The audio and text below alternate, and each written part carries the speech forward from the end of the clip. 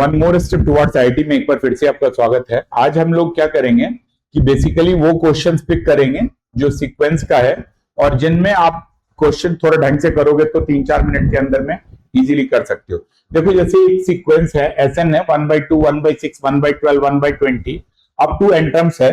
तो इसका ना n टर्म्स ऐसे आता है 1n और ये n+1 आएगा।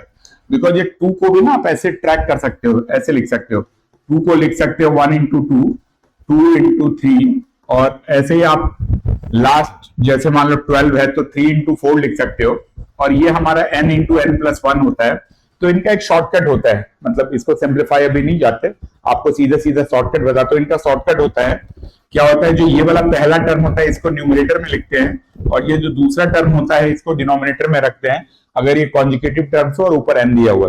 तो इसका मतलब ये दे रखा गया है, SN दे रखा गया। तो SN की वैल्यूज इसको सिंप्लीफाई करके आप सीधा लिख सकते हो n/n+1।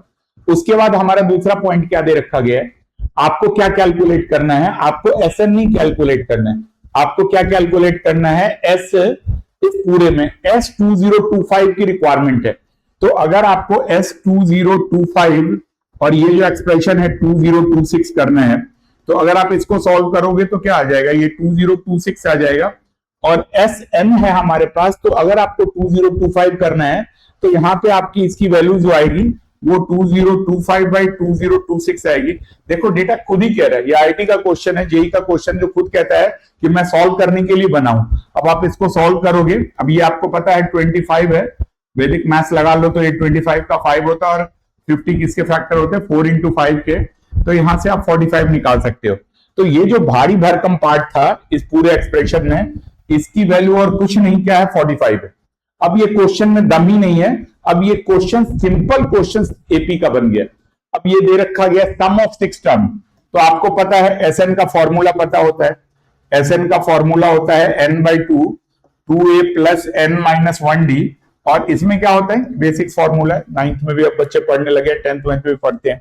अब ये S of 6 टर्म दे रखा गया, तो x6/2 करोगे 2 into p दे रखा गया। फर्स्ट टर्म क्या दे रखा गया -p, तो यहां से -p निकाल लोगे और फिर क्या रखोगे n-1 6 - 1 into dp दे रखा गया। तो अल्टीमेटली सॉल्व करोगे तो 3 है, तो -2p + 5p तो 3p तो 9p दे रखा गया। अब कह रहा है ये जो पूरा का पूरा पार्ट है इसके बराबर है। तो ये हमारा पहला पार्ट है, ये हमारा दूसरा पार्ट है, दोनों इक्वल है। तो 9p = 45 करोगे तो p = 5 कर लो। अब जैसे ही आपके पास p = 5 आया तो आपका AP निकल गया, कॉमन डिफरेंस निकल गया। अब आपसे ये कह रहे हैं कि आपको इनके बीच का डिफरेंस निकालना है, किसका, A20 - A10 A15 तो A20 का लिख लोगे, A + 19D और A15 का कर लोगे तो A प्लस हमारा क्या हो जाएगा 14D। बस कटवट गया, अब हमारे पास ये 5D आ जाएगा। तो बस ये 5D किसके बराबर है, D P के बराबर है और P हमारा 5 के बराबर है। तो आपका नेट आंसर 25 आ जाएगा। तो इस तरह से आप ऐसे क्वेश्चंस को कर पाओगे। ऐसे वीडियोस, ज्यादा वीडियोस देखने के लिए आप सब्सक्राइब कर लो।